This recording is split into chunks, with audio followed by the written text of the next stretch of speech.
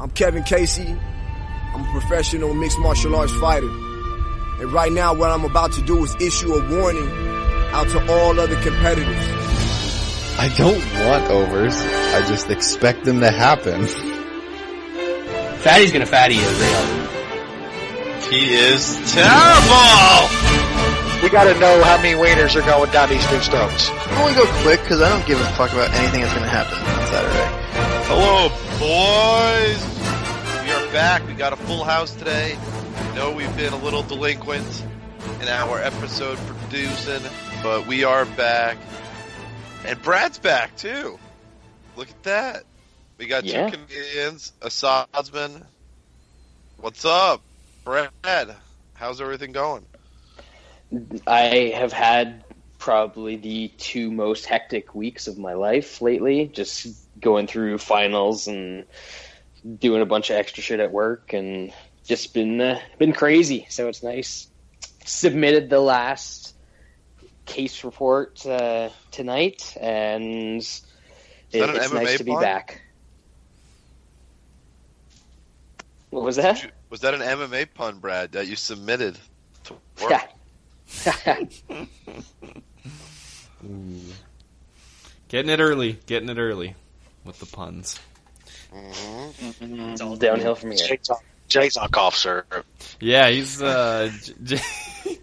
Jay doesn't have the usual energy. He's did you fly back from the West Coast or what? Where were you? I was in Chicago. Oh, Midway. Yeah. Terrible. I tried to get in my Chicago pizza yesterday, a little deep dish, and it was really crappy deep dish. Because everything, I don't know. It was late. It was after midnight. Very few things were open. I was like, I got to get something. I have to, and it wasn't appetizing. Yeah. I like a thick crust pizza sometimes. We got a local spot. It's not a good one. Yeah, but some of that shit they make literally looks like fucking a loaf of bread with fucking sauce on it. It just fine. That's good. Yeah, might as well eat a fucking piece of baked bread or something. At what point is it not even pizza anymore, right? Yeah. At what point is it just like a baked loaf of bread with marinara sauce on top of it? You know. You made a giant bruschetta instead of pizza. There you go. Fine. Congratulations. Wes, tell me about the draft. What are we watching here? You are a draft expert. I'm not a draft expert. Fucking you're a draft watcher though. Yeah, I'm watching. The Raiders did something stupid at 4. That's what I'm reading. Which is not a surprise because they sent all their fucking scouts home. Mayock in the house. That's the bad thing, though. Mayock knows what the fuck he's looking at. Gruden is just a train wreck. Yeah. That stupid-ass franchise just hired people from a television network to run their team, okay? Mayock's pretty widely respected as a talent evaluator. He's done it before. Like, Gruden's just a fucking train wreck. That dude's nuts, man. And he's Chucky. He's nuts. Who the fuck did they take? What the fuck is this franchise doing, man? Yep, y'all got 10 years. 10 years of Gruden. Enjoy. Good stuff. Yeah, we'll see how long it lasts. I guess y'all ain't going crazy, so there's... Yeah, new Sean. Oh, there's hockey tonight. What's up with... Oh, there is? Where? It's in Boston. Boston versus Columbus. Is there like a game tonight? Nope, Game 7 was last night, and then the night before that, there was 2 Game 7s. The Caps got taken out last night, right? Yes, the champs, sir. Which was nice because I had the Canes at like just over plus 200 to win the series, so that was nice. Unfortunately, the night before I got fucked over pretty hard. I had Vegas to go pretty deep in the playoffs, and they got ruined by just an absolute horrible reffing call. So bad that those refs are getting sent. Like they're not even allowed to. They sent them home. They're not reffing in the next rounds of playoffs. So it is what it is. Shit often in any kind of sport. Yeah, it was a wild first round though. None of the 4 divisional leaders winners moved on to the second round. Crazy shit. Best team in a long, long time. Record 62 wins. Tampa Bay Lightning's got swept in the first round. Hockey playoffs are wild, man. It's not a walkthrough like basketball. It's always a crazy. Is it too far in the opposite direction though? Yes. I mean, this year was a weird year. It was a weird year because Columbus was a lot better than a wild card team. It's just that's kind of where they ended up. They were a good team to begin with. Then they made a ton of trades at the deadline, and then they still kind of played like shit, even though they were a really good team. It was just kind of wrong place, wrong time. I think they were more like a 2 or a 3 seed, and unfortunately they went up against Tampa Bay and ran them over. As for the other ones, I mean, they were a close series for the most part. The ones like the division winners, a couple of them went to Game 6, so I like that it's unpredictable. Makes people, yeah, but that's fine, man. That's cool. The first round of the playoffs with like 3-4 games a night of just craziness is way better than sweeps. Like they might as well go back to best of 5 in the NBA. Who gives a shit? Yeah, especially the first round. First round? No, just the first round. Just the first round. Yeah, it's they only do it for money. That's all. I know, but like they're still only going 4 games, or a couple of them went 5 games. Like fuck. Yeah, I don't know. This dude, this pic of this guy that looks like he's straight out of fucking 1985 Compton, man, from NWA on this Raiders pic. He's like, what the fuck? Yeah. It's like, what, motherfucker? They don't even know who the fuck this guy is. That's one of the best pics I've ever seen. He's like, huh? Man. Oh, the Raiders. They'll never cease to be the laughing stock of the rest of the league. They really are terrible, aren't they? They just keep shooting themselves in the foot with everything they do. It's awesome. I'm enough to remember the Raiders playing in the Super Bowl. Yeah, I remember that shit too. That's been a while, but man, after that, Jesus, they just say what you want. At least that dude shelled out some money here and there, and he didn't. Once he got old, they stopped spending it well. You know, they started giving money to just people. You're like, what? Yeah, but I mean, the dude at least cared. You know, now you got that fucking owner that can't even pay for a proper haircut. Running your fucking the creepiest dude on the internet with that haircut. But I guess we should talk about some MMA. You know, that's what we're here for. Yeah, I guess we can do that. Nushan, I've been traveling, so you tell us what's going on in this sport. We'll call it. I mean, I use that term loosely. Actually, not too much has been happening this week that I know of. Supposedly, they've asked Brock Lesnar if he wants to fight Cormier in the summer, and he's still undecided. So you know what that means. He ain't about that. Means he will be. Oh, that just means they're not offering him enough. Exactly. He'll now definitely get more, and then the WWE will counter offer, and then he'll probably stick with the pro wrestling. Probably. Other than I heard a rumor they're going to let Beeb fight in Abu Dhabi. I guess that is something that's him in September, I think. I thought the UFC was done with those Abu Dhabi bums. Well, they must have forked over some money or something, because that seems like a big card that's going to fuck up everything, because they're going to have that in the afternoon in North America, right? Yeah, like 6 hours different. No, more than 6, like 8 hours different, I think. Yeah, something like that. Like, I remember when Anderson went over there, and it was an afternoon pay-per-view card, because they weren't going to do it the other way, because it was too much of a time difference. Can't be fighting at like 4 a.m. in the morning. Yeah. That card ended up being so bad. So bad. What was the other thing on that? That was Frankie and BJ, right? Yeah. That shit was hilarious. Just a staring contest. It was good times. Other than that, you got the McNutty made a shit ton of money selling his shitty whiskey. So, I mean, that's the dream right there. You can just bottle up something and package it and make some money. Yeah. Man. What a world. What a world. Just got get famous first. Yeah. Yeah. Let's talk about this since I don't think y'all didn't do a show last week either, did you? Didn't everybody miss last week? Yep. Yes. Yeah, we didn't do anything. We got to go back and talk a little bit about 236. I don't think we talked about those. Probably the best co and main that I don't know. It's got to be up there, right? It's got to rank up there with, especially the co-main event. And just combined together, I think it was one of the best main and co-main events on a pay-per-view maybe ever. That was ridiculous. The best, at least since what was it? McNutty and Mendez and McDonald. Yeah. That was a good one.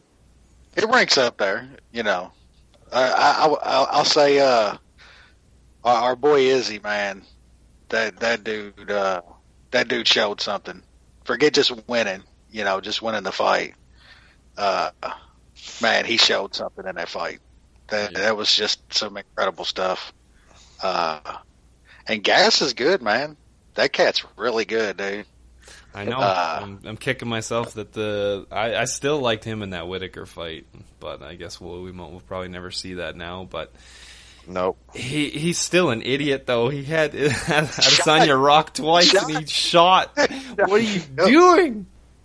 It's amazing now, how man. much that happens in MMA. Yep. I know, but somebody wrote an article about it. How many times? Yep.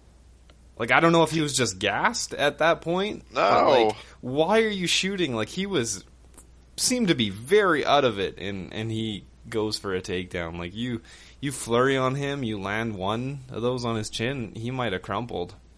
And he did that twice. Like, I'm sure he's kicking himself now, watching that fight back, thinking, what the fuck was I doing shooting? But yeah, just did ESPN fight. Just flash to a half full bar? Oh, they're so terrible. Sorry. No worries. They just flashed. They're like, oh yeah, look at this bar in Baton Rouge, and it's half full. Just people sitting there having a drink, half full. Way to go, guys! You really picked it out. Oh no, they did just go to yeah. It's half full. But yeah, that fight was just unreal. Like the roller coaster back and forth. Gastelum comes out, does really well, clips him. Then Izzy comes back, looks like he's taking over, then gets clipped again. Like unreal. Tied up going into the fifth, and then Adesanya probably should have got the finish. But what can you do? At least he got the win. Yeah, just the comeback. Of being hurt a couple times, like you said, the ebbs and flows of that fight just made it a classic, man. That's all you can ask for in an incredible fight. Shout out to the Izzy it will never be shit haters too, because there was quite a few of them out there. Yeah, there were. Two of them said that dude will never ever get close to a title. He did it in a year and a half. It's not even been 2 years. Yep. I mean, he had some favorable matchups, but still, he beat the guys in front of him, and there was a lot of people picking Gastelum in that fight, man. A lot of people. I still like Gas too, man. Man, he's a good fighter. Yep, he's got a lot of skills, man. I mean, let's be honest. Gastelum did a lot better on the feet than I think most people would have thought. Oh, of course, overcoming that height difference and that reach difference. Wow, to be able to land what he did. It's amazing to me how people underestimate his hand speed. He's got really quick hands. Like he gave Adesanya quite a bit of problems. Yeah, he gets inside well too. His feet are really fast. His entries are really good.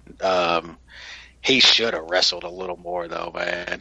Just he tried to do it at the wrong time, at the exact wrong time. He's just a different fighter than when he was on, when he was starting out on Tough. It's funny how he's kind of progressed. More seriously now. Like, actually takes it very seriously. Giants pick coming. Let's see. Don't be telling me nothing. Don't be saying it. Wait, I didn't see the pick yet. I'm seeing it now. Don't say a word. Aren't you way ahead? You're always ahead, Jay. No, I have YouTube TV now, so I'm behind. Oh, shit. Oh, no, they're not happy. Oh, no! What did they take? Oh, God damn it! Take this guy over Haskins, really? Fuck's sake. They don't care about football in New York. Oh, they want Eli Jr. Oh, enough! Oh, for fuck's sake. You could have just taken Ed Oliver and made me goddamn happy. This guy's not great, man. He's not great at all, dude. They fucked up here. You had to roll the dice on Haskins, man. Holy shit. How about neither? Yeah. I mean, you got to get a quarterback, but got to find somebody. But fucking stupid. I take that dude playing guitar in the background before I drafted this motherfucker. Nah, give me the dude with the Fu Manchu on keyboard before I took this fucking kid. Ed Oliver would have been perfect. Enough. Oh, man. So dumb. I've got nothing to add about the actual fight, but I feel like they were so good that at the end you didn't care that they were for two stupid, meaningless titles. And also, I feel like the right guys won. I feel like Dustin's a better guy to have it at 155, and Izzy makes everything so much more interesting at middleweight. Yeah, he's just glad they were 5 rounds, both of them. Yeah, Izzy could be just an absolute star in this sport. He could get as far as the UFC and them let him get. We know how they can hold back guys, but that dude could be a fucking star.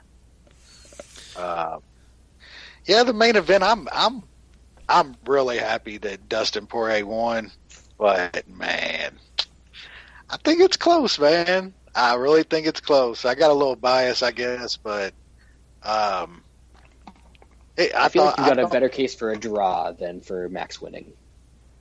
I get that, and I thought that would have been far more fair than giving Dustin the fight. Me personally. I know a lot of people thought Dustin won 3 rounds outside of the 10-8 that you could have gave him.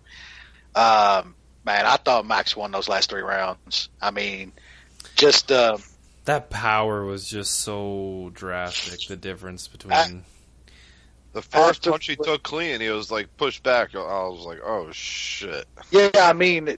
That was the whole fight. If Max could have took that power just a tiny bit, he would have won. He rolled. I mean, not even just won. He would have rolled. I mean, he's the better fighter, I think. I mean, his all-around striking, it was pretty much a kickboxing match, and his all-around striking is better than Dustin's. But that power is just too much for him, especially Dustin's power, a guy that came back down from 170 and shit. I mean, Max couldn't handle that, man. And another thing, I don't think Max's power came up at all.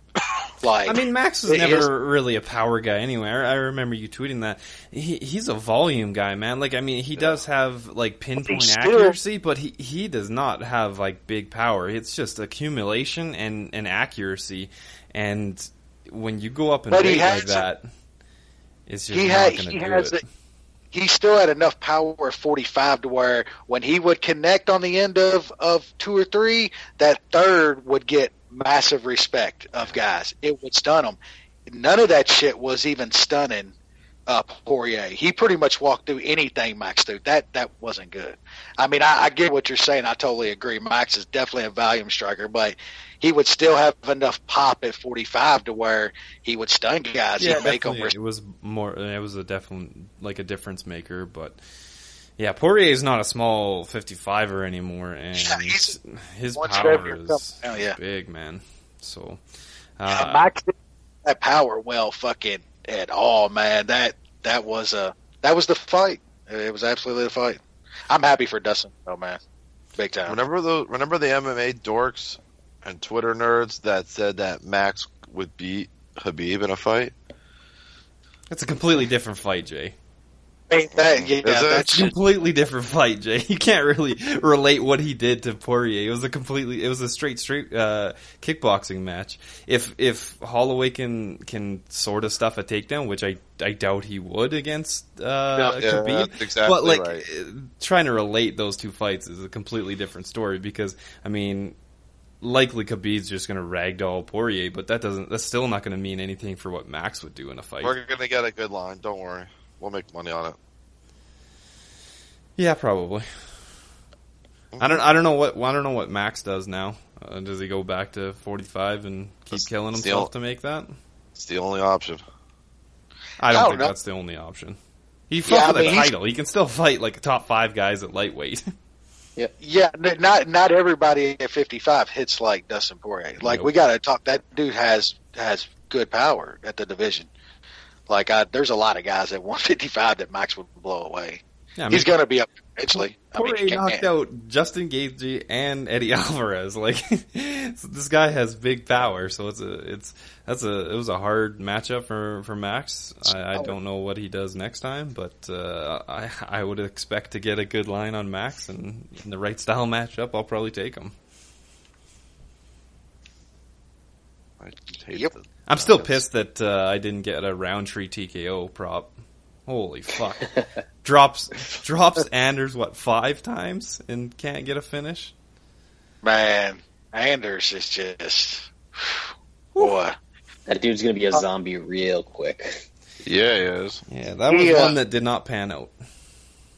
Yeah, he got really hyped quick, too, and they was feeding him some monsters, man. And he's undersized.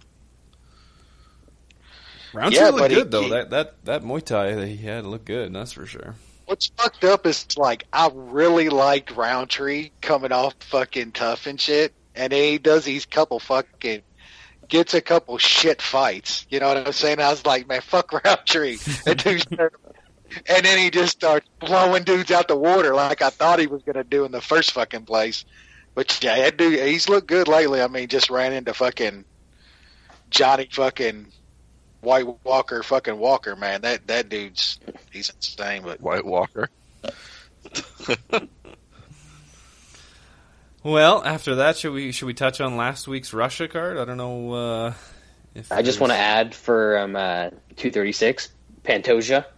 Oh, unreal! Yeah, boy, that was surprising. Unreal. Yeah, it's he's turning into maybe next title contender. He did the one after that. The fucking coming off his tough, that tough that we really liked. I thought had great guys on it.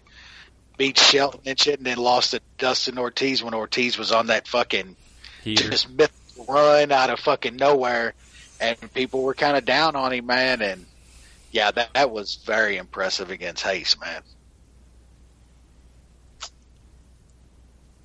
Yeah, Russia. Right. What we got? Russia.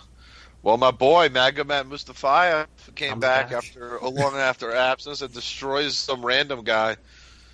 There were a lot of random guys on this fight card. That card was good, though, man. That was a good fucking Saturday morning card. It doesn't get too much better than that. Either way, Mustafayev closed as an underdog to this no-name. That was stunning. I didn't get that. Yeah, pretty. So Polish dude Oleg. I'm not even gonna try. A lot of the Candy Man. Yeah, we should call him the Consonant Man. There's a lot of not enough vowels. KO's Antogulov. Man, he's got 5 vowels in his last name. I know. How are there not enough vowels? I don't know how you put a J and a C and a Z together, Brad. To me, that's really confusing. Yeah, that's the only way you could describe it. Yes, Marcin Tibura seems to kind of along the dude. Yeah, he's just not that good. Yeah, I lost that one. Sharif is not a good look. Yep. Yeah, that is bad, isn't it? Really bad. Yakovlev came back and beat up some Brazilian no-name.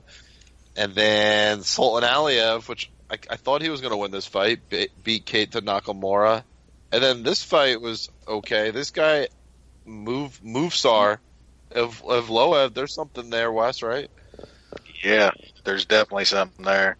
He looks kind of a little small at 45, though. He's fought a lot at 135 over in Russia and shit. But, yeah, that dude can fight. He's good. He's really good. Yeah, he mixes it up well. Good grappler and looks pretty decent on the feet as well. So he could be a bad matchup against guys. Definitely should. You think he's going to get a movie star sponsorship? Team movie star. He's going to represent Russia in the Tour de France? Latin America. Oh, I thought you meant the Tour de France. Yeah. No, that would work too. Get him on that gas real good. Yeah, get him on that EPO stuff, man. That stuff make you drive fast forever. I mean, he's probably already on EPO. I hope so. Everybody should be on EPO. Yeah, TJ Dillashaw will sell it to him. Show him how to use it too, like he did Team Alpha Male. Mm-hmm. And then they got Josh Rosenthal as their weed man. Man. Jotko returned, faced some Russian can crusher. And that was easy. Beat up 30-25, 30-26, 30-26. That was really easy. Way to go. Undefeated and going to the UFC. Oh, I'm so good. And then gets completely crushed by Jotko. Weren't a bunch of people on this guy, too? I Just don't like know. the very first no-name guy? Yeah, there were people fading Jotko. Thought he was done. Yeah. There were some very dumb people. Yeah. Wild. The younger Shevchenko sister. No, the older one. Really? Yeah. Yeah. The not good one. That's all you need to know. At this point, yes. The other Shevchenko sister can't stop a takedown. Yikes. Modafari with the transitions in the jiu-jitsu, man. She's terrible on the feet. She looks horrible fighting, but she wins. It's crazy. Yeah, next time, because she is the fade every single time. Roxanne Modafferi is the female Keith Jardine. Ooh, yep. That herky-jerky style. Except Keith Jardine actually had power, could knock somebody out. She is literally just looking to confuse her opponent. It's women's fighting. But like Clay Guida. Yeah, it's not bad. Next fight, though, Marcelo Gomez got punched into oblivion by this dude Pavlovich. Man, this guy is definitely a beefy kind of heavyweight, right? Wes, what do you think about that? He got fucked up by the Reem. They threw in the Reem first UFC fight, which, I mean, what are you going to do there? Just mean. Yeah, what are you going to do there? But, yeah, that dude's fucking scary, man. I mean, he's scary as shit. I wouldn't want to fight him. No, you wouldn't. That would be bad. Some people thought Mac and Cheese might get upset here. Dude, he fought Tyrannosaurus Kean. Not terrible. Terrible, but Mac and Cheese is a legitimate talent. Yeah, but Mac and Cheese is fucking for real, man. Like, yeah, he is. That guy's really, really good, and just his wrestling, man, it's just a problem for him. But I think they credited this guy with one takedown. It wasn't really a takedown, though. I guess because that was not a takedown. But this guy's never been taken down in the cage. I mean, just put it like that. At 155, the guy's never been taken down. His wrestling is going to be a problem for anybody at 155. Yeah, the guy's legit. I mean, Sorokin looked good, man. He was causing some troubles, some scrambles and stuff like that. He unfortunately had to go up against Mac and Cheese because I think if he goes up against anybody else, he could have caught whoever he was fighting because he looks pretty damn good. Mac and Cheese, right? How many people other than Gabe were on the Armenian dude? we know Gabe doesn't count for Armenians. Nope. So were there a bunch of other people? Gabe probably thought that the Armenian won. Absolutely. Yeah, maybe. What of Armenians' collective record in the MMA if you don't, or in the UFC? It's got to be like 4 and like 23. Yeah. It's no, Caro's got like 10 wins on his own. I mean, not 10, but well, yeah. In the UFC, Caro and Manny. Come on, Manny didn't have a lot of UFC ones though. Yeah, we're talking in the last 10 years, Brad. Caro could have been champ. He didn't get the fucking hamstring and get on the fucking pills and shit. I mean, Edmund's 2-0. Yeah, except outside of that, a lot of other guys that are 0-4. And there's that woman that they brought in. It was she was maybe the worst fighter I've ever seen. Mac and Cheese is 15th, is ranked 15th now, Jay. Should be at least 11. And then heavyweight, some no-name guy, and he should pop up that high. He should have been there regardless of this fight. That's whatever. Kind of my point. Yeah. Then at heavyweight, people keep doubting the Reem. I don't know. He's reinvigorated himself. He's just there, man. He finds ways to win. He knows how to play it safe when he gets a little bit hit. He covers up really, really well, and knows how to win fights. Right? Yeah, and all the people that talk about the drug testing got this guy and the drug testing got this guy. Well, Reem's probably a dude that the drug testing didn't get, because if he's drug tested like everybody else and he's not on the fucking the jack anymore, he still the is. dude. Yeah.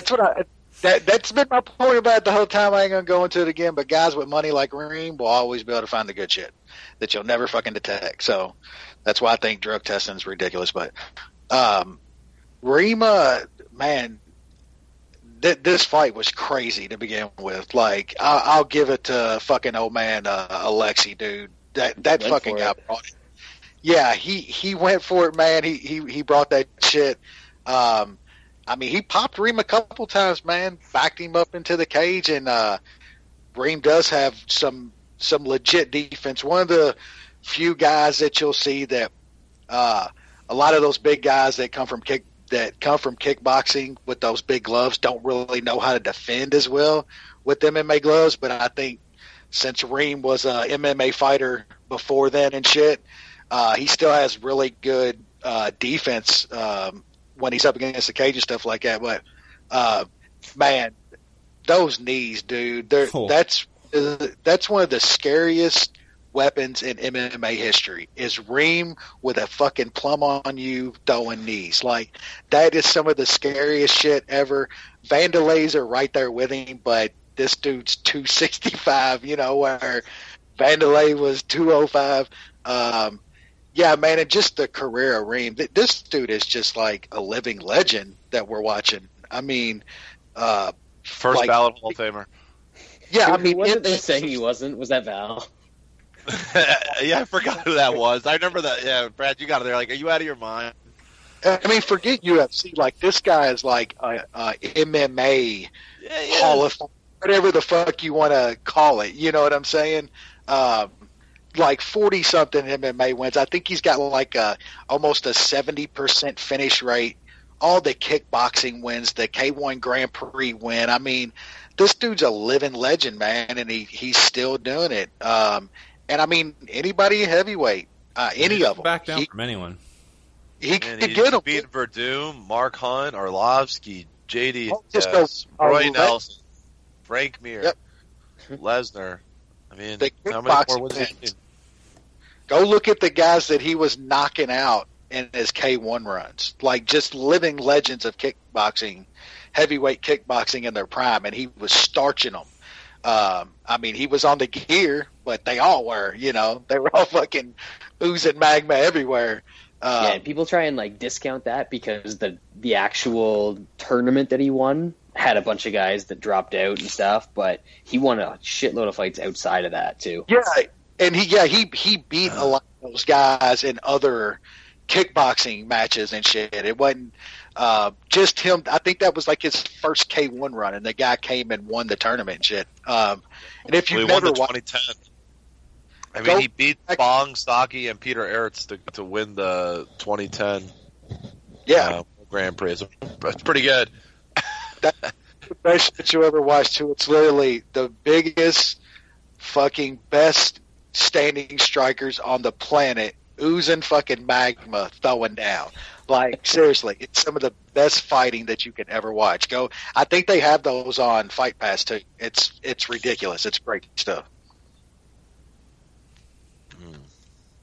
I thought the commentary was going a little crazy on it because I don't think Reem was that hurt in this fight. He did get clipped with a couple, one for sure, and maybe a couple more, but I felt like he was in control for most of this fight. He was looking to put those knees through Olenek's spine, and that's kind of what he did. So good to see from Reem, and I guess maybe they'll do the Volkov fight next. That'd be a fun one. Yeah, I think they should. That was supposed to be the fight here anyway, wasn't it? Yeah, until Volkov had to leave for some weird reason.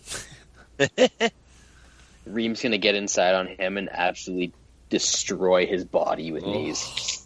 Yeah, well. He might break him in half. Yeah.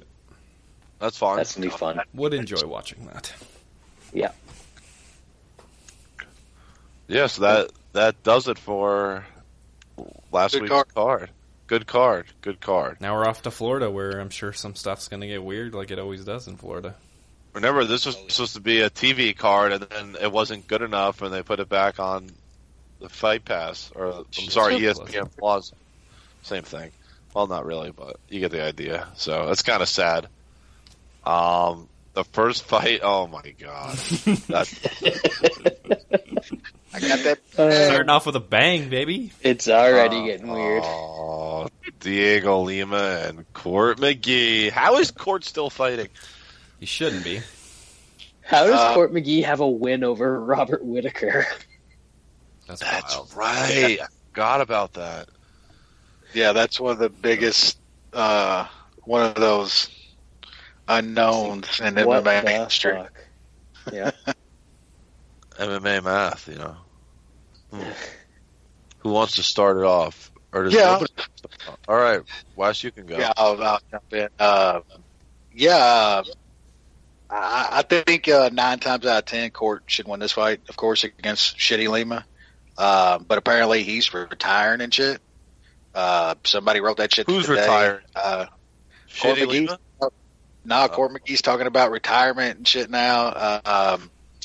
Somebody mentioned that he was getting some kind of scans or something the other day in the doctor's office. So this is good. A little inside information.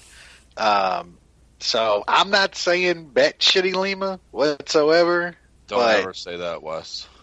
Man, I would not touch Court McGee here whatsoever. I mean, like I said, he should more often than not beat the Shitty Lima here, but I mean, the dude's got like one win in the past few years against a couple bad, he beat Alex Garcia, but we know how that dude guesses. He's got a couple bad losses in the past few years, and I'm trying to talk myself out of not betting the Shitty Lima, but I'm probably gonna pick him at Talmaster. All right, Nushan. Yeah, this fight stream's absolute pass. Court probably can grind his way to a decision.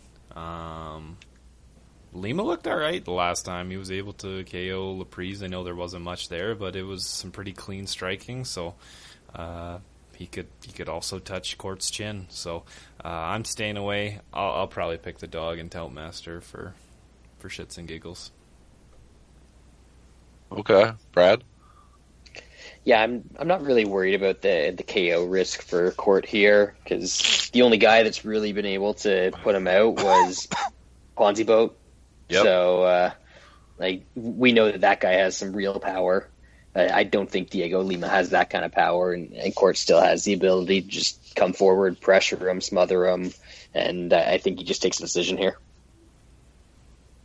Yeah, I like Court McGee as well. I'm with Brad. I'm not worried about a potential KO risk either. I think this is Court McGee's fight to lose. He's just better volume striker. I think I really struggle to see where Lima's the better fighter. unless Court's really out to lunch. But we'll see. But I'll take Court McGee. Women's fight, how exciting. We got Angela Hill and Jodie Esquibel. Isn't she the one with Keith Jardine who we were just talking about? Yeah. Yeah. Looks like Keith Jardine. That's multiple Keith Jardine multiple Keith Jardine mentions on a podcast in 2019. I mean, that's Keith Jardine. This is the biggest, social, getting social mentions he's probably had in years. So, he's going to be jumping up on that Google Trends. Yeah, he is. We're gonna get started. I mean, that's the only way. So, all right, Wes. Any thoughts here other than Angela Hill being minus 600 versus anybody? Yeah, I mean, Esquibel's very, very bad. But you're an absolute mook if you're laying 6-1 on Angela Hill. You should probably give it up. Nushan, are you betting the over? You know the deal. I put it in a 2-unit parlay. I got it at minus 265. It's minus 400 now. I don't know if I would touch it at minus 400 now, but yeah, I think this goes to decision. Esquibel, for how shitty she is, she's still pretty tough, so hopefully she can take Angela Hill's punches. Brad, I assume you don't care. I'm just glad that they're getting this one and the other one out of the way pretty early. Yep. Oh, yeah. Angela Hill wins this fight. Jodie Esquibel, for lack of a better term. Terrible! Let's be honest here. Move on. Jim Miller versus something called Jason Gonzalez. Wes, this is on ESPN too. God, why is this on TV? Dana does like them Miller boys for some reason. No, that's okay. I'm talking about Angela Hill and Jodie Esquibel. Oh, yeah, man. We talked about this fight a little bit before the show, and yeah, I mean, Jim Miller, it's another one else. He should win this fight more often than not, man. But I mean, this dude's like 35, approaching 70 in fight years. I mean, he's got one win in like the past 2.5 years, dude. You just don't know with Jim Miller anymore, man.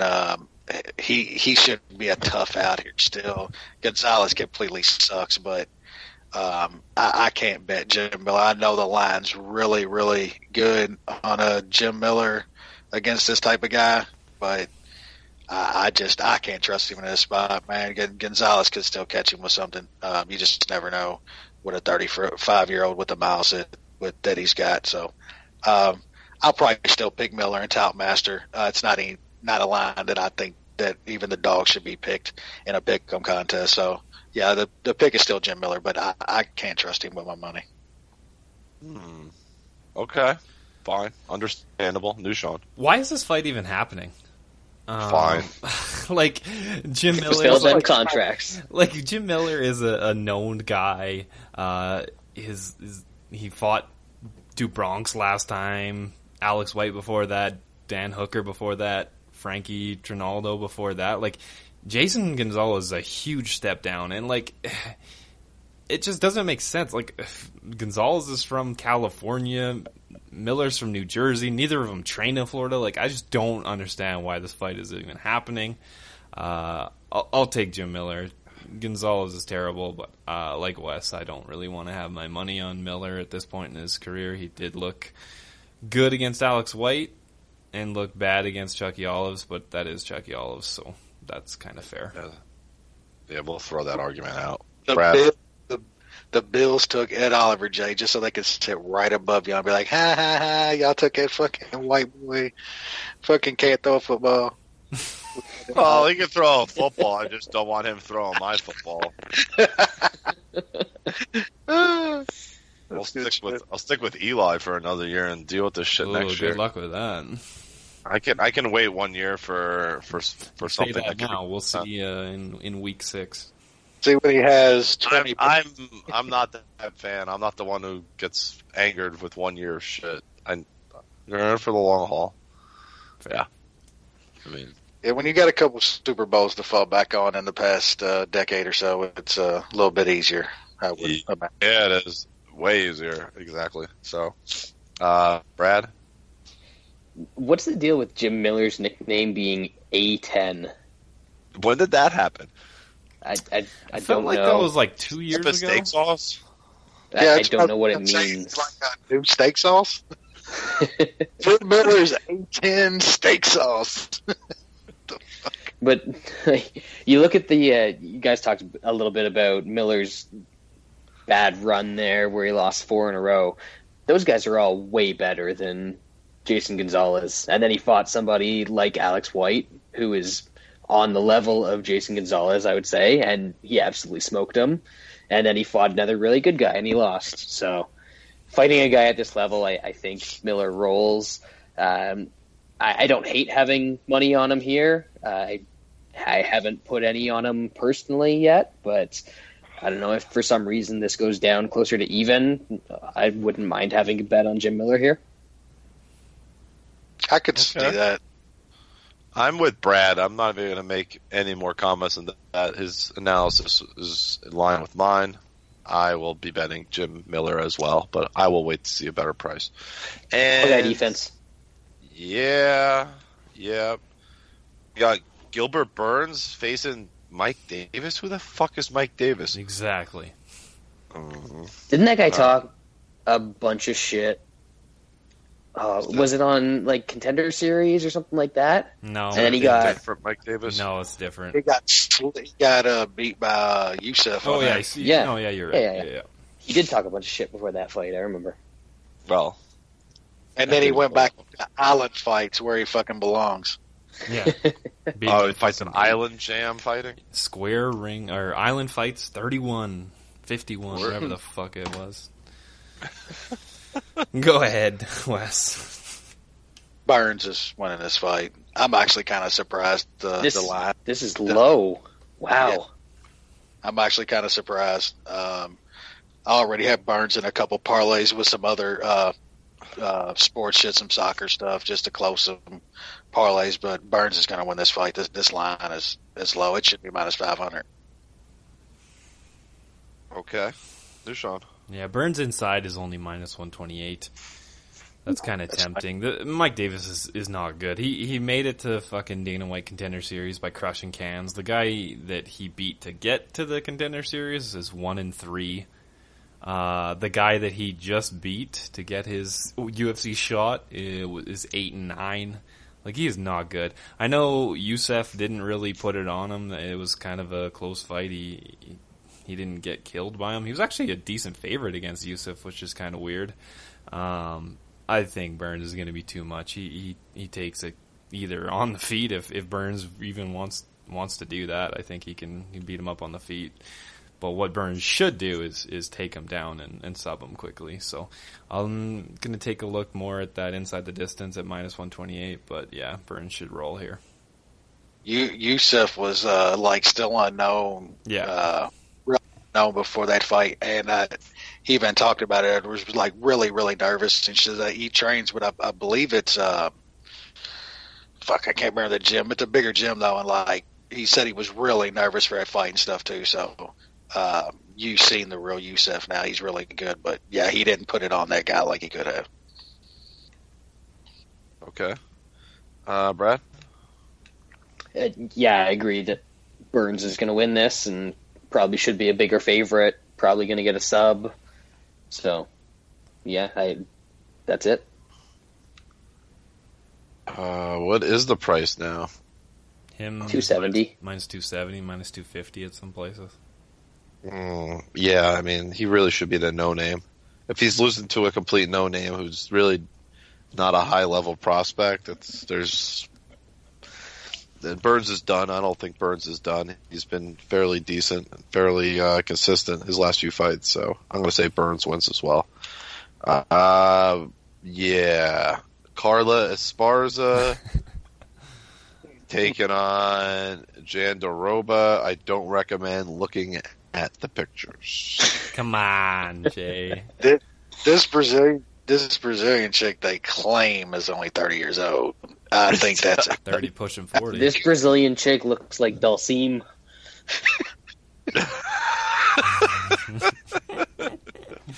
with a real Brillo hair. Oh, shit. God damn. Yeah, man. Esparza should win this fight, I guess. I really have no idea about this other chick. I'm picking Esparza. I'm not betting this fight. I mean, her claim to fame is the split decision win over Mizuki Inoue. Who cares? Nushan. She's favored here. She's the favorite now. I have no fucking idea, man. Yeah, I took Ghost decision. I got it at minus 215. It's minus 270 right now, so I put that in the other parlay. I got plus money on the two ladies fights to go decision. Esparza, I didn't expect her. She got smashed by Suarez. We all knew that was going to happen. Everybody's going to get smashed by Suarez. That is true. She probably beat Gadelia. Yep. She hasn't looked bad in the last couple of fights. She actually seems to be improving. Before she was just a wrestler. She has some decent hands now. That's a little bit of a... That's a little aggressive. Everything needs to be taken with a grain of salt in this weight class. So, but this Brazilian chick is a almost a pure jiu-jitsu chick. So I think she's gonna have a tough time subbing Esparza. Esparza has good sub defense. She's gonna be able to grind on her, and it might even be able to beat her up on the feet. Why would she even go to the ground with her? No need to. But yeah, Brad. Don't care, I'm sure. There you go. There it is. That was very easy. I don't care either, but Esparza should not be an underdog here. I feel this is a farce, a real farce. Anyway, Arlovsky and Sakai. Oh, this is the Brazilian-Japanese dude. Yeah. Another one. This fight has the potential for some fatness to just. Yeah, but over 2.5 has to be. It has to be over 2.5. Oh, it's not out yet, but Goes decision's fucking minus 145. We know what's gonna happen here. It's gonna have. Yeah, there's no way you get a 1.5 here, but yeah, this fight's gonna get fucking sloppy. I think. I'm gonna pick the Brazilian Asian here. Arlovsky's getting about done, man. He's still a tough dude, though. He stays in there, but I think he's way past gone, man. Pushing, well, hell, he is 40 now. Yeah. I don't think Sakai's got enough to take Arlovsky out, and this is going to get really, really sloppy and really, really ugly. Yeah. All right, Nushan. I do think he's going to take him out, but I'm not going to bet on it. I think Sakai finishes Arlovsky. He should. He definitely should. Hopefully it ends quickly so that we don't have to watch this shit fest. Wow. Yep. Tell us how you really feel, Brad. When I first looked at this fight, I saw Sakai's giant baby head, and I was like, Arlovsky can probably hit that and maybe knock him out. And then I looked, and Arlovsky hasn't knocked anybody out since that Travis Brown fight. Yeah. He used all of his power in that pimp slap. Wow. Yeah, that was a long time ago. Mm-hmm. So, yeah, he's not going to knock him out. It's going to be ugly. Man, Arlovsky, even the decisions that he gets, he usually doesn't really deserve. So, nope. I don't think he wins a decision or anything here. This is, a thing that's going to happen. That's right, Brad. A thing that's going to happen. All right, I don't really care. I feel like Arlovsky keeps no grades for the people tonight. Only for the main card. Smart. I don't think these fighters are not deserved. That's exactly right. Yes. So I'm gonna go with Sakai, but I agree. This should probably go the distance. And I mean, Arlovsky can't KO anybody, and if he doesn't get KO'd in the first 30 seconds, he usually just goes to the scorecard. So, yeah. What do we got next? We got Ben Saunders, the return, Rogan crony, taking on Takashi Sato. Refresh my memory. Brad, I feel, is our Japanese MMA expert. I'm sure he'll tell us. He hasn't fought in the UFC before, so. That doesn't stop you. Pancakes, baby. No, I'm just saying, like, you probably haven't seen him. But have you seen his record, the way they write it? I guess it's somebody Japanese that does it. So ground punch, and he lost by sleeper choke. Nice. Sleeper. The old sleeper. That loss, by the way, was to Glyco Franca, who was once basically even money with Gregor Gillespie. Oh, good times. Remember that? I remember. Yeah. Those were good days. Wes, any thoughts on this one, on Ben Saunders getting Mookie? Yeah, I mean, when you're against a guy like this and he's 2-1 fave over you, it might be time to start thinking about calling it quits. I mean, Ben Saunders is just completely fucking done, man. The only guy he's beaten in the past few years is fucking Jake Ellenberger, who was just completely fucking applesauce brain by the time he fought Saunders. So, this line's probably right, man. Honestly, it's pretty crazy to say, but this line's probably right. I don't want my money on anywhere near this fight. I don't get, like Sean was saying earlier about the other one, I just don't get this fight. I have no idea why they made this fight. I get why Saunders is on this card, but why are you gonna have him lose? Yeah, I guess they're trying to give him somebody that they think he can beat, but hell, man, there's not many guys that he's gonna beat now. I don't get this. Okay, new Sean.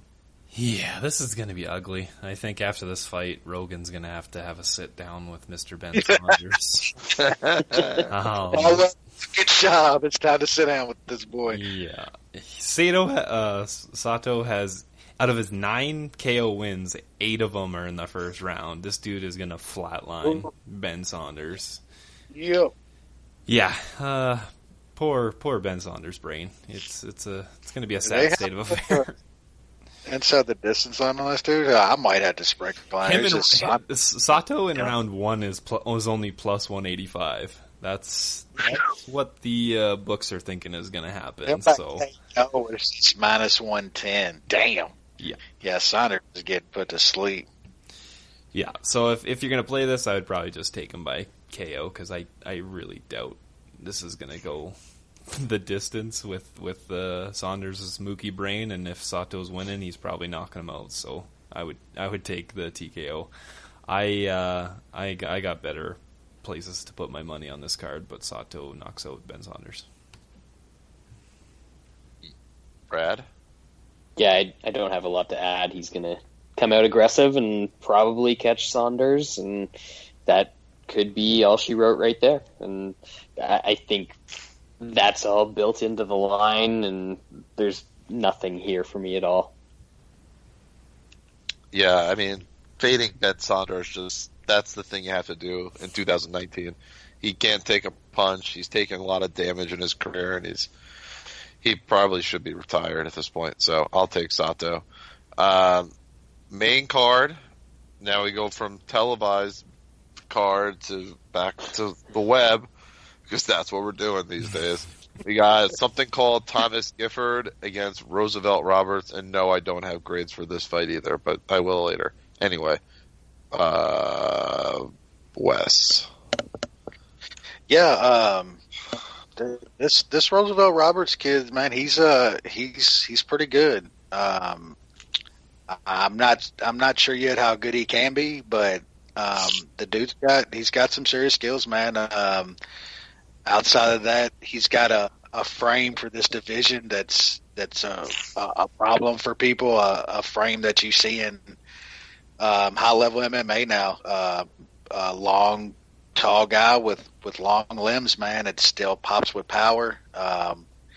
And this Gifford guy he's fighting is not very good, man. He's looking like he's fighting out of the Jesus Christ Superstar gym. But I mean, this guy's beating up cans and stuff, man, on KC Fighting Alliance and shit, man. He's in trouble here. I think Roberts is the easiest pick on the entire card. Whether you want to lay the juice that he's at now is another story. I got him some stuff at around minus 250, I believe, and some other stuff in the low minus 300s. He's the easiest pick on this card. I think he's going to grow, and I think Roosevelt Roberts is pretty good. I'm very intrigued to see what the UFC does with him. Got to get through this fight, of course, but I think he's going to roll in this fight. All right, new Sean. Don't have much on this fight. Roberts has looked good in both of his UFC fights. This Gifford guy is, I think, another one of these can crushers that comes in with a pumped up record. It's not even that flashy because he lost a bunch when he was along the way. He's been on a bit of a streak now, but these guys he's been fighting are not good. So I think Roberts takes him out. All right, Brad. Yeah, Roberts is pretty impressive. I never really understood. Bellator had him for like a minute there and just let him go. So I'm not sure if they just put him on as a local guy and didn't realize that he was good and didn't sign him, or if something else happened there. But typical Bellator. Sounds like Bellator. And like this Thomas Gifford guy has lost to people that I've never heard of, and the people that I have heard of, other than Tony Martin, not Anthony Rocco Martin, are all terrible. So when you're losing to terrible guys I know and guys I don't even know, that's not going to be a good sign when you get to the UFC. I mean, the guy he beat to make it into the UFC, his last fight was only 2-0. How does that even? Yeah, Gifford 7 losses already, not good. Roberts undefeated. This is easy math. Let's not overthink it. Roberts wins. Let's move on to real fights now. 5 fights left on the card. 5 fights worth talking about. We got the man, friend of the MMA Analysis podcast, John Lineker, taking on MMA Twitter nerd, fans of the Twitter nerds, Corey Sandhagen. Wes, we know how these fights typically go, right? Yeah, this is Johnny fucking Lineker time. Look, I really like Sandhagen, man. I think the guy's a really good prospect. Think he's got a pretty bright future, I think. But man, are they throwing him off into the deep end with the fucking sharks here, dude? Because like, I think we all think Lineker is one of the top dudes in the entire division, man. I mean, he scares guys. He's one of a fighter in a division that the good fighters in that division don't want to fight, man. I think Sandhagen's in trouble in this fight. One of the things I like about Sandhagen is his length, and he uses it well.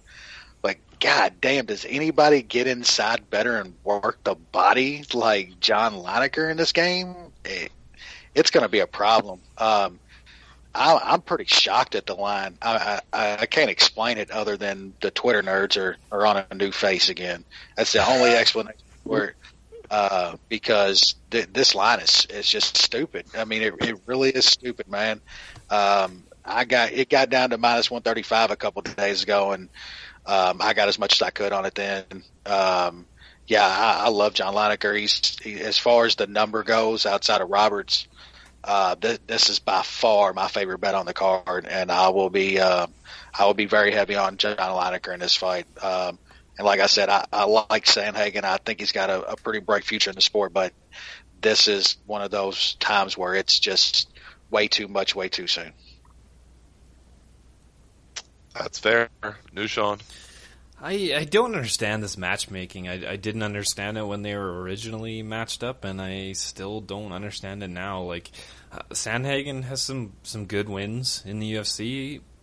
I feel like there's an like a middle ground that you can go with the guys that he's fought, and then John Lineker. I maybe they're just like super high on him, and they're just like, fuck it, if he beats Lineker, then he's right there. It's so weird. Like, I don't know if the UFC just doesn't give a shit anymore, and they're just like, throw everybody to the wolves and figure it out. Sandhagen is good. He like Wes said, he has that reach. He definitely has some resilience, as we saw in the Alcantara fight. He was put in some really bad spots, and I thought he was done for.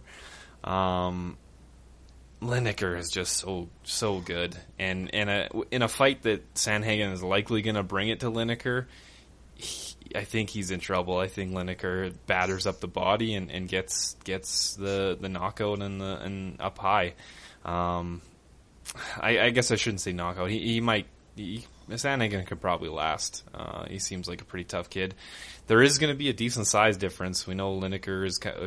I know he's been up at 35 for a while, but he still kind of has the frame of a flyweight, and Sandhagen has fought before at 45. So I am also perplexed by this line. I am so perplexed that I'm not going crazy on Lineker because I don't know. I'm just second guessing myself. I did take Lineker. I got it at minus 145. It's even cheaper than that now. I'm just keeping it at 1 unit.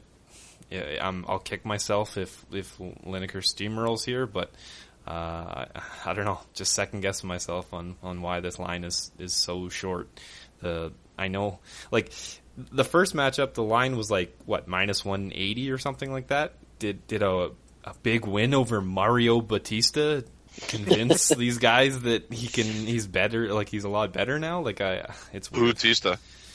Yeah, I don't get it, but I guess we'll see. Okay. Brad, thoughts here? Yeah, I think it's definitely a fight I like for Lineker, because Sandhagen does a lot and a lot of flashy stuff, but he does a lot of stuff that takes some time for him to set up and is going to allow Lineker to get inside, and I think that's just something he's not ready for. Like, Lineker has faced the best of the best guys in this division, beaten a bunch of guys, and Sandhagen has faced Yuri Alcantara, who's, 40 years old now? And then a couple of guys that, like, one of them I think is like 1-4 in the UFC. The other one is nobody. Like, this is, to me, not a competitive matchup in terms of the matchmaking. And Sandhagen does flashy stuff, but he hasn't done it anywhere near against Lineker's quality of competition. So I really like Lineker here to just do what he does, eat the shots that he needs to eat, get inside, rough up the body. I hope he gets the finish, just because it's always fun when Lineker finishes a guy. But, Sandhagen is skilled enough that he can probably do the Rob Font sort of thing and end up going to a decision. Yeah, I got Lineker as a B+, Sandhagen as C. There's a pretty big gap. Sandhagen's beat up on some fairly porous fighters. I mean, there is some positive signs, and I think he could have a pretty good future. But he's facing a different beast here, a guy who hits harder than anybody in that division. Just a totally different type of fighter who never backs down, and I don't think he's going to be scared off by the distance. Even though he's tiny, he just always finds a way in, and once people feel his power, it's a totally different fight. So I got Lineker here, minus 140, minus 145 at most books. I mean, that's a very surprising price. I think it should be double that. It should be nearly minus 275, minus 300. I think that's really the rightful price here.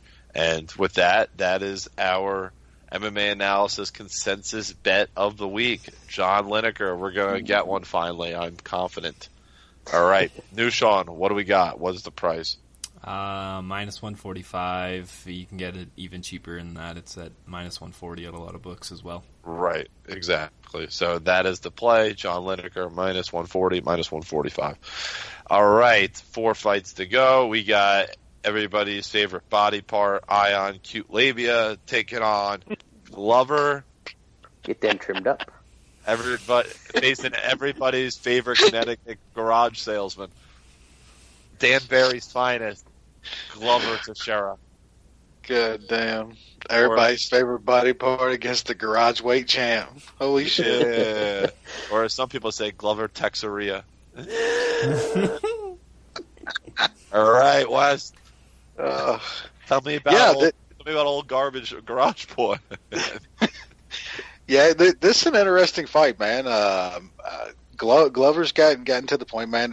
He's the old grizzled veteran, man. He's one of the few guys out there though that's pushing 40. That's still a tough out for a lot of these guys, man. Dude's just so well rounded. Always has been. Even outside of this fight, I would always like to see Glover get over to the UFC a lot sooner. I think that guy could actually been a whole lot more. I guess maybe he had to get out of the garage, which I don't know if being in the UFC would ever change that, because it never did apparently. But yeah, guy's still a really tough out, man. And I'm a little worried in this fight, man. Like I said, he is pushing 40. And, man, cute labia, he still hits like a truck. I got to expect that Glover's gonna try to get this to the mat here. It's definitely gonna be his best option for a win. I'm just a little worried about in the clinch, man. Cute labia has caught some guys with some massive elbows in the clinch before. Glover's been stunned a little bit in his past few fights. Has still come back and won them and stayed in there. And like I said, won them. But man, if he catches a couple elbows in a clincher, man, it could change this fight on a dime. So I'm leaning towards Cute Labia as a pick. I'll probably stay away from betting this fight, but if he keeps getting up to a little bit more plus money, I know Glover was a fairly decent underdog when the lines first came out, and that's probably a bet I couldn't argue. If you could get plus 150, plus 160 on Glover, that's always a fair bet, because like I said, he's really a grizzled veteran at this point. They seem to give the younger guys coming up Glover to kind of see where they're at in this division. But if it swings so far to Q Labia, it gets to be plus 110, plus 115, 120, I'll probably have to bite a little bit on that side myself. But as of right now, he's just going to be the pick, and no bet for me. All right, that was Nushan. When the line on Glover got up to plus 150, I had to put a unit on it. He definitely is going to have to survive those first couple of minutes where Cute Labia is very, very scary. That guy has just really good power and a decent variety of strikes. So Glover's definitely going to have to be ready to go right from the start and get him against the fence and grind on him a bit, tire him out. And I think at that point, if he can survive and make him a bit tired, I think he can get him down and likely sub him. Glover's so crafty on the ground, and if he gets this to the ground, I think it could be over. It's just whether he can get it to there before he gets knocked out is the scary part. I also put a half a unit on sub at plus 285. I think that is the way that Glover kind of has to win. If Cute Labia holds on, and if Glover gets him down and Cute Labia can actually fight it off, then props to him. But I don't think if it gets there, he's going to be able to survive. So I'll pick Glover, and a couple bets on him. Okay. Jack's so stunned about that pick, he's just now tweeting about it. I am not happy about it. I wouldn't be either, dude. I am not happy about it. Did my Lions take a tight end in the first round? Yeah, they did. That's what they do. Way better pick than taking that mook that the Giants took. Especially because the Giants could have probably got him at 17. I know, it's the dumb part of the whole thing. They're so stupid. Oh my God! All right, Brad, tell me something good. Something good.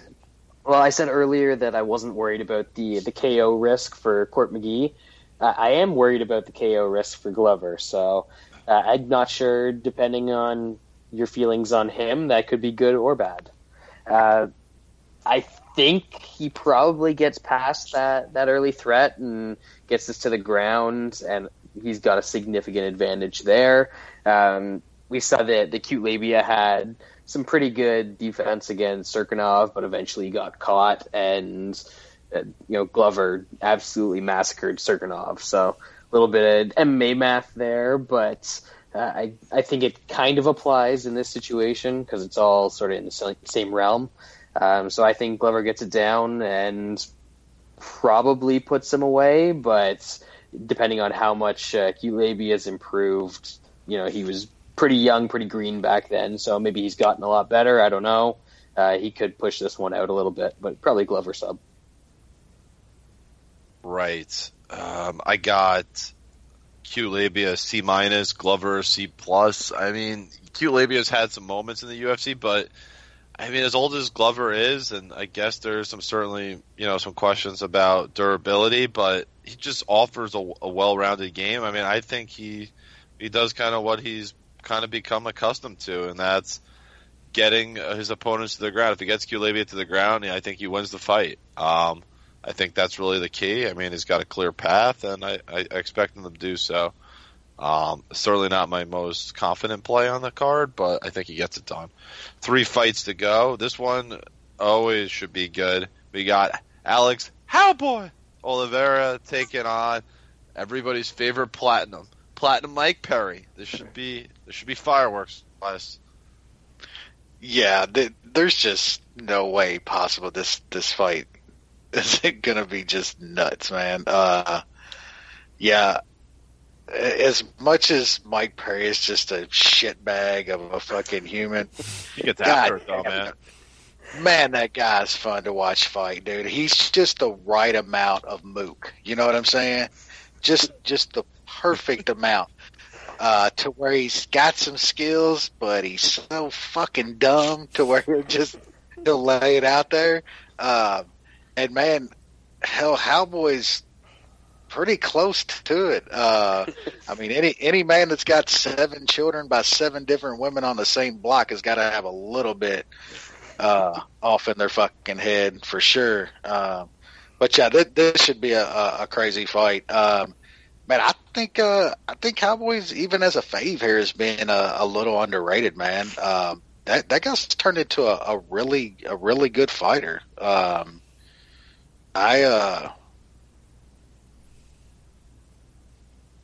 Yes. Sorry. My phone's yeah, I think he's turned into a pretty decent fighter, man. And man, he was putting it on fucking Gunny in that fight. And I mean, he's almost borderline quitter, I guess. But I don't want to call him a quitter because he stays in it a little bit longer than just giving all out. But I think he's he's more smart. He knows when it's over, it's fucking over. Yeah, but he just when he knows when it's over, it's fucking over, and he's like, "Fuck this, I'm out." And I can respect that. You know what I'm saying? I think he's gonna put it on Mike Perry here, man. I just think he's going to be the bigger guy with a little bit more power.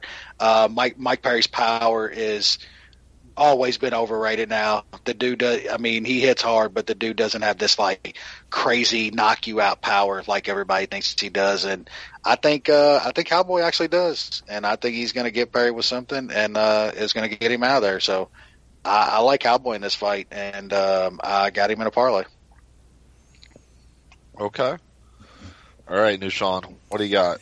I think Cowboy is definitely the better fighter here. There's just a bit too many red flags for me to put down any money on him. Coming off that beating that he got in the second round by Gunner, and Gunner opening up the crevice, or even bigger than that, on the forehead of Cowboy is a little scary. Being a little bit comment. Yeah, I don't know what. I think Cowboy just comes and brings it so hard in that first round that when it doesn't go his way, it's tough for him to keep going in the second. I'm not too sure. Like Wes, I don't think he's a quitter. I just think he just puts it all out there in the first, and there's not a lot left after that. So if Mikey Platts can survive the first, it's a bit more of a crapshoot after that. I think if Cowboy's smart, he shoots a takedown, gets Mikey Platts down, and subs him. I think that is probably the likeliest way that this fight ends, but Mike Perry does have power. It is a bit overrated, but it's still there. So that is a bit worrisome if you're putting down money on Cowboy, but I'll pick Cowboy to sub him. Brad? I think you guys might have talked me into Perry in round 2 at plus 675. It's not a terrible number. No. In all seriousness, I think that Oliveira's the better fighter. I just think that he has to go about this fight in a very particular way in order to win it. If he just wants to try and stand and throw whatever he can at Perry, I don't think you're going to get rid of Perry that way. His chin's too good. He's going to survive, and then Oliveira's going to gas and probably get knocked out in the second round. But if he comes out and he shoots a takedown, gets us to the ground, I think he can work Perry over and probably get a pretty quick finish. So this comes down to how smart Cowboy wants to be. He could absolutely do what Cowboy did to Perry. Cowboy could do the exact same thing. It's just getting very confusing. I agree. Yeah, I got Cowboy C+, Mike Perry C. Yeah, this should be entertaining. Perry certainly never going to get in a boring fight. I mean, Cowboy typically is not either. Perry certainly dangerous on the feet, big time power. Aggressive striker. Cowboy, he's fairly big for this weight class, or just in general, and strong. Definitely going to be stronger than Perry. Big strong guy. He is kind of a BSG. On the ground, big advantage for Cowboy. If he wants to take it there, Willie, who knows? I think it's definitely a dangerous fight to bet, just because of just how both of them fight, and they're so aggressive. Could be a good live betting opportunity, but we'll see. Co-main events, we got the return of Greg Hardy taking on a Russian can. What do we got? We got Greg Hardy against a fucking can of Campbell's the tomato lifeguard. Soup. What's funny to me is this week I'm still seeing the people saying that Greg Hardy sucks, and I'm not talking personal, I'm talking fighting, that they don't think he's any good. He's trash. Just look at his fights, and I'm like, what? Look at it. Look at his fights. Like, seriously, look at his fights. Even the one that he lost last time out, doing just some of the mookiest shit you'll ever see. But I mean, he was putting spots in that fight to where he was supposed to be done. You know what I'm saying? And the guy wasn't. So I mean, I was kind of impressed. I mean, the dude's fought like 6 or 7 times, man. They're bringing a guy in here that's coming in to get knocked the fuck out, and that's exactly what's going to happen here. Greg Hardy's going to win by a vicious KO, and all the fucking Twitter whatever the fucks are going to say, fuck Greg Hardy, and we're all going to cheer and fucking love it. So go fuck yourself. Do some knitting, knit a quilt. Fucking shut the fuck up. Give me more Greg Hardy. Wow. Next. Wes wants it. Give it to him. Okay. New song. I like violence, man. Just not against women. I'm not paying for violence against women. I'm paying for violence. I don't watch MMA for moral character. Here it is. Giants picks in. Let's see how you if you did, you wouldn't be a fan. It just doesn't mix. You know, Nope. all your favorite sports heroes are fucking pieces of shit. 99% of them okay with it. Shit. Yeah. I like Greg Hardy here. All those people that think he's not good, I mean, whatever. I guess we'll see on Saturday.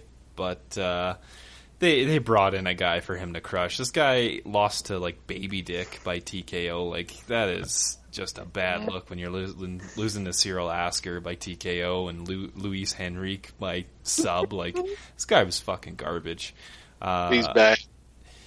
And then he gets a win over a 7-8 guy, and that's how he's back in the UFC to get slaughtered by Greg Hardy. Like, this is a good matchup for Greg Hardy. I mean, obviously, look at the line. Greg Hardy got his first UFC fight, his real first UFC fight out of the way. He did something very, very dumb.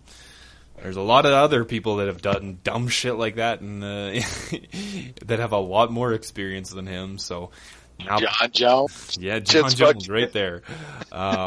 So we got that out of the way. He's going to steamroll this guy. He's going to knock him out. And then all those people are going to be like, well, he beat a guy that's pretty shitty. And they're going to keep doubting this guy. But he's still going to be good. I put him in a parlay, a 2-unit parlay with Rory, who's fighting this Saturday as well. And so I got that at like minus 126, I believe.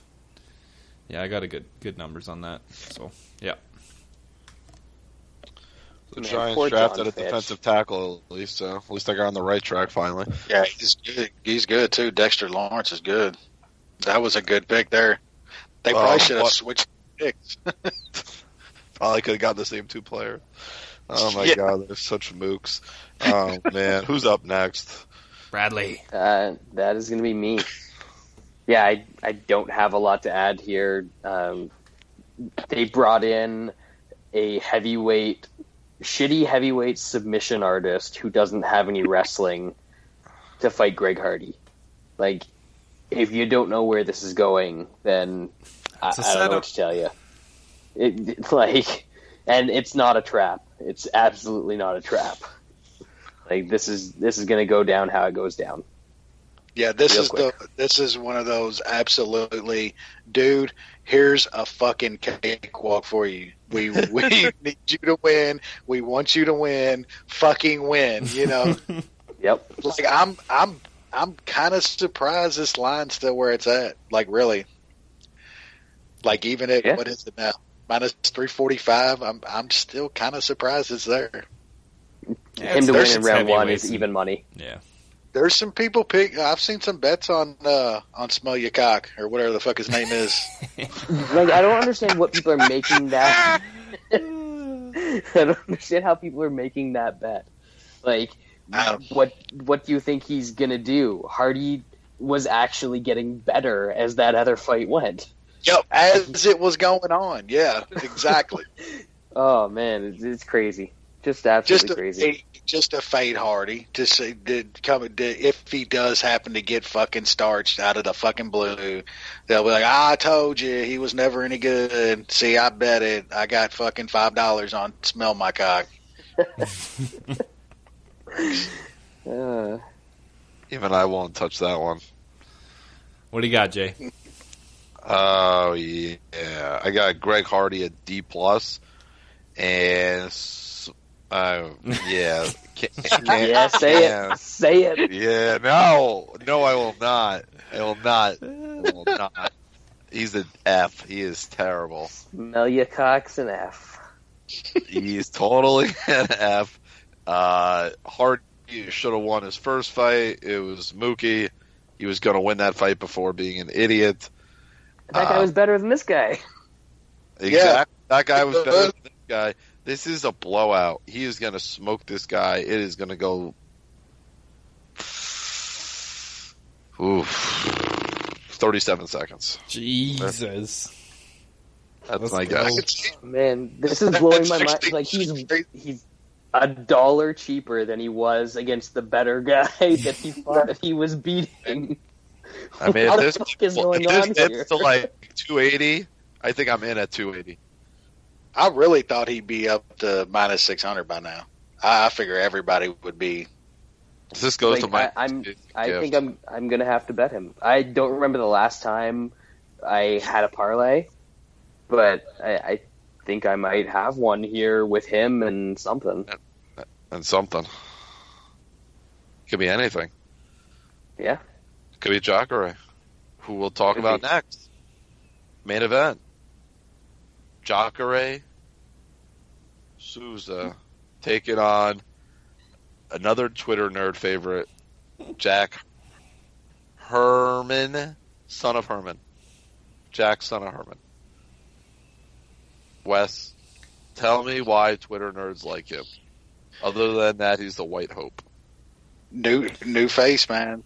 I don't know what it is, but white hope face. That's what it is. They want to say they're the first. They saw it coming. Yeah. I mean, seriously though, like the guy wins his fights grappling. You know what I'm saying? On the mat against some pretty bad guys. He knocks some dudes out too, though. His last couple wins are. That's fair. Yeah, I mean, and like Branch, who ain't even close to what people thought he was, especially on the mat. Muskrat. I mean, come on, dude. Like, seriously, what the fuck are we doing here? I mean, I get it, Jacare's getting old and shit, but I mean, come on, man. Are we really fucking saying Jack Hermansson is gonna?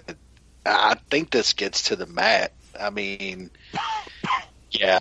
I don't. The Twitter nerds are on full force on Hermansson. That should tell you all you need to know.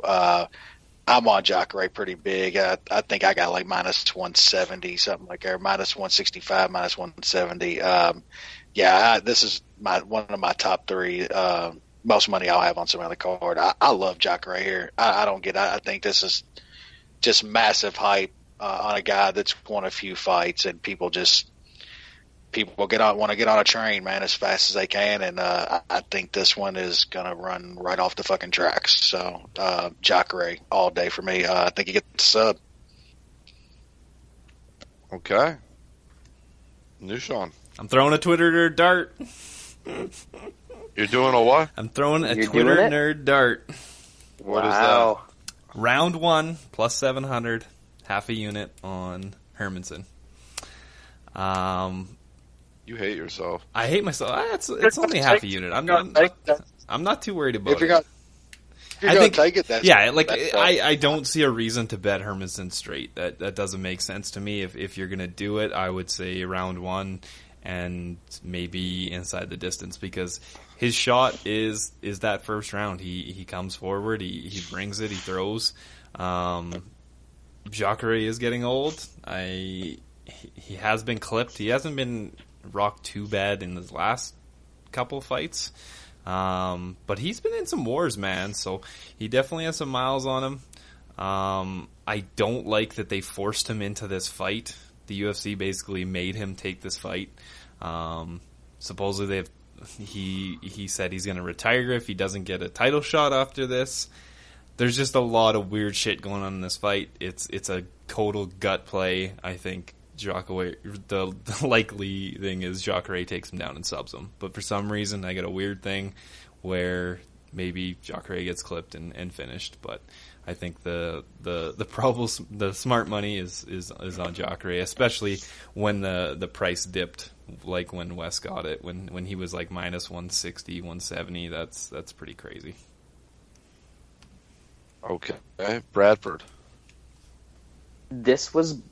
Jacare was minus 125 at one point. Yeah, that's... What the fuck? But, like, yeah, that was... I mean, that can happen I know it was just right for a after little the while. openers, but, like, he was minus 165 and minus 170 for, like, 4 days. Yeah. Most people a lot. I got him from the got him south last week for minus United 185. Because, like, this was crazy to me that this Where's was so all close. the money 'Cause coming in from on Hermansson, Brad? where or why? in his fucking Twitter nerds, apparently. You mean from the southeast and the midwestern parts of the United States?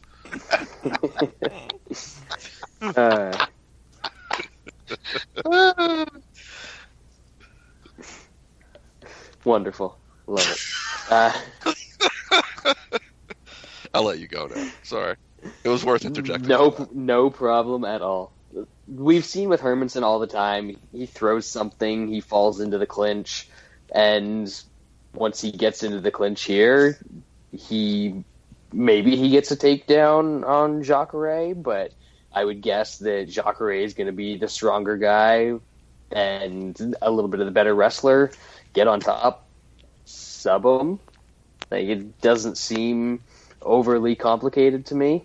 I don't think Hermansson has crazy power. I think that Jacare is really only going to have to survive one or two exchanges anyways before they fall into a clinch and start grappling.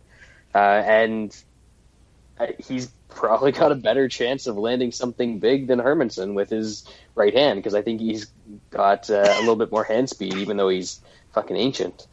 So I think he's got just a lot of advantages here, and I already bet him at 185, and he's at minus 220. So to give something for the peeps, I just did full on chalk parlay with Jacare and Hardy. Ooh. Yeah, I got Hermansson a C+, Jacare an A-. I mean, there's a wide gap here. Jacare has long proven to be one of the best fighters in the middleweight division. He arguably beat Yoel Romero. He arguably beat Kelvin Gastelum. He's beaten a lot of top-level fighters in this division. Jack Hermansson has not. He is I'm not sure we can really call him an up-and-comer. He's basically already there. He's experienced. He's had some success with submissions. But he's climbed the ladder a few times, and he gets knocked back down every time. And how does he submit Jacare? He's not going to submit him. This is his only chance. How does he win? By a crazy knockout? That seems unlikely. Jacare is pretty durable. I mean, yeah. I mean, Hermansson doesn't have like giant power. I mean, I don't know. I really struggle to see a path for victory. I really do. I'm going to take Jacare here. I'd love to see him submit this guy, but we'll see. I mean, if I'm kind of on the Brad idea, maybe I mean, he wins. I kind of thinking Jacare and Hardy together, that could work as a winning combination. So that's Jacare and Burns too. Yeah. Oh, whoa, yeah, maybe. And Roberts, you got a couple options. Roberts is an option. Yeah. There are some options, but Jacare wins. I mean, the Twitter nerds are overthinking this one. Let's be honest, like they always do. Over in our boy Sean too. They got him over working his brain too much. Mm-hmm. Sure, we're gonna have to send you. We're gonna have to send you off to the farms. I don't know. I just looked on Bet MMA tips. There's more people on Jacare than there is on Hermansson. So, what about the Twitter nerds? I know, but the Twitter nerds usually post their bets on. They got to track all that shit on Bet MMA tips. So maybe that changes closer to the day. Together, but yeah, we'll see. Okay, I'm saying Jacare likely wins. Like I threw a plus 700 dart. So yeah. Okay. Yeah. Well, good luck on that, I guess. Well, no, not good luck. Not really, because I think you guys are going to lose a lot more money if I. Yeah, probably right. Yes.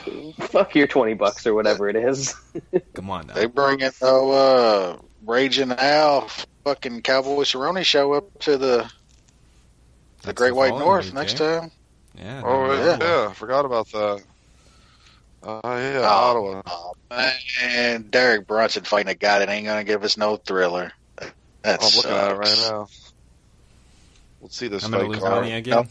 I'm gonna lose money. Fucking Theodore. Cubit Burgos is that's. What'd you say, Sean? I'm gonna lose money to fucking Theodoro again. Yep. Who's that Canadian professional wrestler who's facing Andrew Sanchez? Huh? I have not even looked. I have no idea what you're talking Brad, about. what the hell is a Marc-Andre Barrios? Oh, Barrio. Barrio's decent. No, he was TKO champ. Yeah, but I mean Sanchez. Well, I mean Sanchez isn't that good after all either. So who knows? Oh, he's great for like a round. If this was 1 round fighting, Andrew Sanchez might be champ. Seriously. Taleb make a KO to oblivion. That fight's Bolivia. Oh, that's right. I forgot about that. Juan Adams fighting Buller. That'll be a decent fight. God damn, they got so much Canadian Great White Hope on this card. Holy fuck. Dude, we got Canadian pound for pound number 5, number 9, number 12, number 14. They're all over this card, bro. Yeah, that's right. You got Amin Zahabi. Can I fade him again? That was awesome. Vince Morales? Do you really? I don't even know who the fuck that dude is. No, neither do I. But that'll be the exciting stuff we go over next week. I really like that Burgos Swanson fight. Yeah, can't wait to talk about Sarah Morass and Mace. Morass, baby. You talking about one be the fucking meat in that sandwich, huh? You'll take what you can get.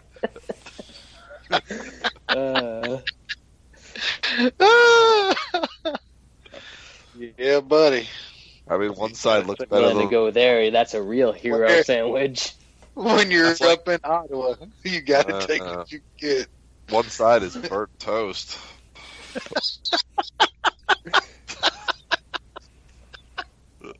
Oh my god!